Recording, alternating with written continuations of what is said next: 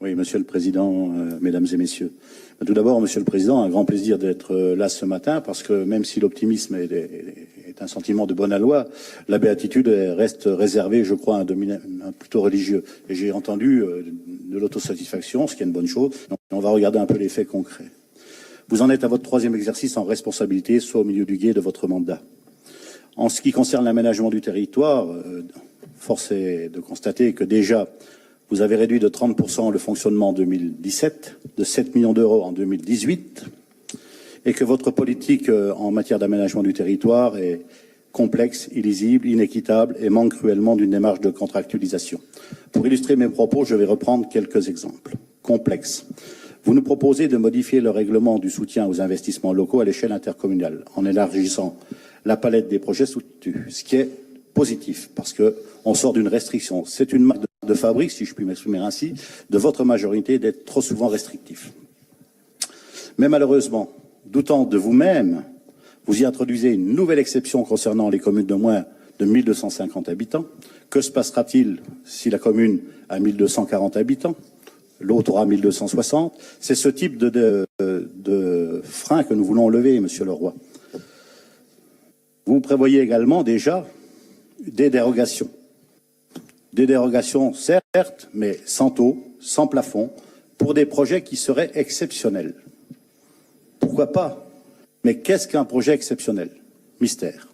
Nous n'avons aucun élément qui situe à la fois la nature des projets, ce qui est pour nous essentiel, les taux et les plafonds. Inéquitable. Sur les projets structurants de dimension régionale pour les 5 grandes agglomérations, Mulhouse, Strasbourg, Metz, Nancy et Reims, vous nous indiquez 10% du montant éligible. Pourquoi pas? Mais là encore, ni plafond, ni limitation du nombre de projets, alors qu'à l'inverse, vous aviez limité à un seul projet sur la durée du mandat pour les investissements à l'échelle intercommunale. Là, vous revenez un petit peu en arrière en mettant deux projets pour les petites communes. On pourrait dire que concernant les 5 grandes agglomérations, c'est open bar puisqu'il n'y a pas de limitation de projet. On peut y aller. Concernant les bourses structurants, pardon d'être dans la répétition continuelle, et c'est fatigant, je vous l'assure. Donc, concernant les bourses structurants, conscient des manquements d'un dispositif qui a moins d'1 an d'existence, vous ajoutez 52 bourses, ce qui est toujours encore une bonne chose. Mais quand entendrez-vous les territoires, mesdames et messieurs de la majorité? Vous continuez à pénaliser les bourgs qui ne comptent pas 15 équipements de type intermédiaire. Et ce, quand bien même le rôle structurant ne peuvent être contestés, d'autant que ces équipements ne relèvent ni de la compétence ni du pouvoir municipal.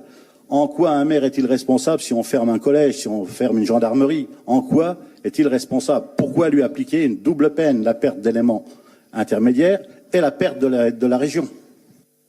Sur les villes moyennes, nous pensons qu'une coordination aurait été la bienvenue entre la liste dressée par l'État et la liste dressée par la région, qu'elle soit concordante, parce que là encore, il y en a qui sont ni d'un côté ni de l'autre. C'est quand même un peu dommageable.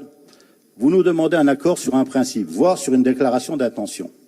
Mais sans jamais préciser, là encore, quels critères seront pris en compte pour soutenir tel ou tel projet? Quel taux, quel plafond? Vous allez aller jusqu'où dans l'aide?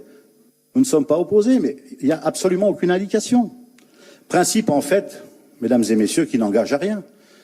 Concrètement, comment voulez-vous qu'un maire vienne solliciter un projet puisqu'il ne sait pas ce qui est éligible? Si, la liste mais il ne sait pas les critères, il ne connaît pas le taux, il ne connaît pas le plafond.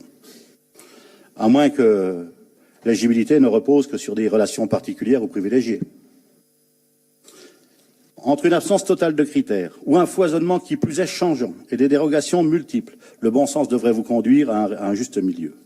Le remède à ces maux passe, selon nous, mesdames et messieurs de la majorité, par une réelle contractualisation avec les territoires et leurs forces vives, territoires qui sont, cela a été dit par tous les groupes, différents des uns et des autres, complémentaires des uns et des autres, et pas à opposer. C'est ce que nous vous répétons depuis 3 ans, à la fois par nos amendements, nos interventions, nos propositions en commission thématique, en commission permanente et lors des plénières. Je vous indique, Monsieur le Président, que ma camarade Paola Zanetti fera une explication de vote sur chacun des rapports. Je vous remercie de votre attention.